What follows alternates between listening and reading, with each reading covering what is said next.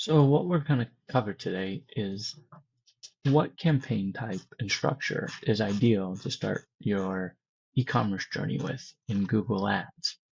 So what we argue for is that your ultimate goal when you're jumping into Google should primarily be, if you're new to the platform, bring in new customers into your store so that you can begin gaining orders.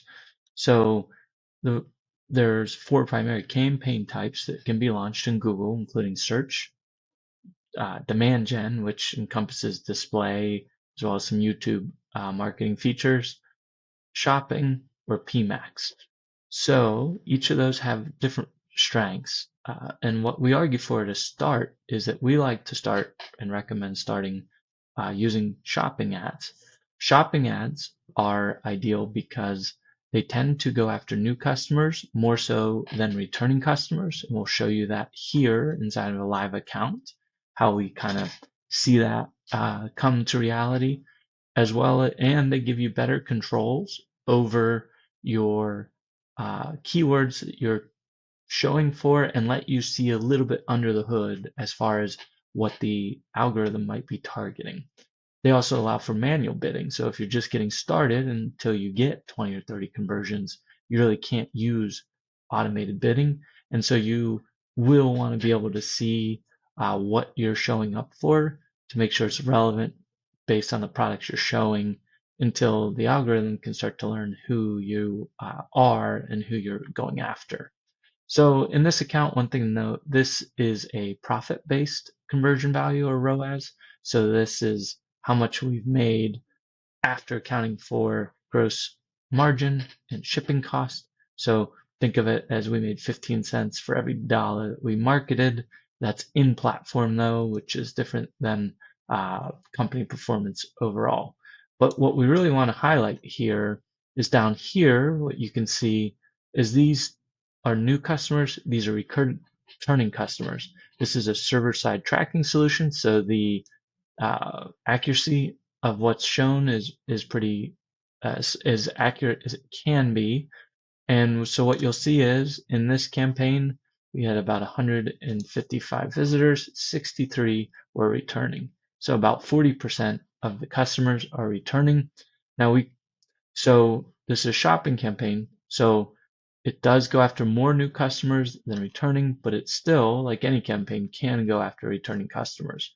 However, this campaign here, this is a performance max campaign. In fact, it's targeting kind of a similar group of products. And what you'll see here is that almost 12 out of 36 of the orders were returning customers. So here's another one, only one returning customer, so almost all cold customers or new customers. This one here, 4 of 33, again, mostly new customers. This one's a shopping campaign. It's pretty much a third new, is returning. Here's another PMAX campaign, 3 of 11. So, while both campaigns can go after new customers, here's a performance max. That's a search campaign. But overall, what we recommend is shopping because it's going to go toward new customers that haven't been to your site. So if you're on Meta and you're just starting your Google journey, a shopping campaign can be more efficient and effective at targeting new customers. And you can see inside the campaign what's happening as you do that. So you can see you can get insight into what the keywords are that you're showing up for, whether it's a brand and product. So if you're a reseller, there's the products that are triggering your actual product or generic query, and you have a lot more control. You can negate keywords if this isn't relevant to the search that you're trying to achieve, you can negate it. So for starting on e-commerce, at least 80 or 90% of your budget will typically be towards shopping. And we want to scale that budget to be as much of your campaign structures as possible.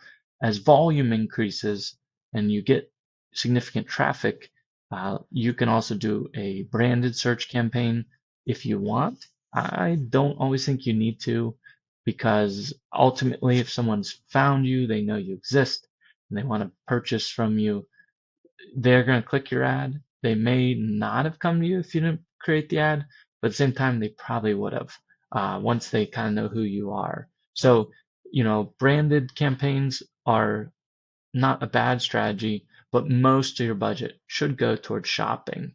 And ideally, we can use smart shopping as we create those and use those on a low target ROAS so that we can maximize exposure and then limit budget so that you can get as much exposure on your brands and products as you want. Each campaign should have one product category typically, or one group of product priced items. So if you're selling, um, you know, TV appliances and mixers, you would typically devote a campaign to each of those groups of products. You can try consolidated, or start with your most important and best selling products, your best margin products in a campaign, and then have a general campaign for the rest of your products so you can continue to test for new product categories or new groups of products that may generate new revenue for your store. So like when we look in this campaign structure, what they have on structure here is some of their key categories have been segmented a couple times for different values of products or different brands in the same category. Uh, they also have kind of a catch-all, which hosts all the brands that aren't being targeted in these broken out categories, and then a search ad for their brand. Uh, and so and then segment of their product categories for some items that weren't getting any visibility because of the price point of the items. They were getting ignored by smart bidding. So shopping will make up 80% typically of an e-commerce account. It's the most foundational campaign. It limits the retargeting.